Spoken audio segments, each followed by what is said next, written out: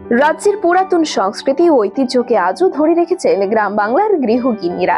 আজও পৌষ পার্বণের মুহূর্তে গ্রামগঞ্জে ঘটা করে পিঠে পুলির সাথে সাথে বাড়িঘরের উঠোন সেজে ওঠে নানা রঙের আলপনায়। আর বর্তমানে এই আলপনাকে কেন্দ্র করেই বিশেষ খ্যাতি অর্জন করেছে আগরতলার লঙ্কামোড়া স্থিত আলপনা গ্রাম। প্রতি বছর পৌষ পার্বণের মুহূর্তে এই গ্রামের প্রতিটি ঘরবাড়ি সেজে ওঠে রঙিন আলপনায়। এবারেও এই আলপনা গ্রামে গিয়ে আমাদের প্রতিনিধি ক্যামেরা বন্দি করলেন গৃহিণীদের আলপনা দেওয়ার চিত্র। সেই গ্রামেরই এক গৃহিণী কি বলছেন এই আলপনা দেওয়া নিয়ে, শুনে নিন। এই আলপনা আমরা দেওয়া হয় লুট নিয়ে আসে, এবং আমি মেয়ে থাকতেও করছি, এখনো করতে আমার কাছে খুব ভালো লাগে। কাজের ফাঁকে ফাঁকে আমি এই আলপনা দিই।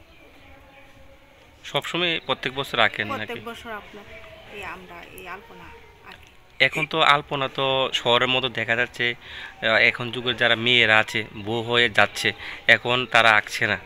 আঁকে ফাঁকে ফাঁকে, মেয়েরও আঁকে এবং বউরও আঁকে।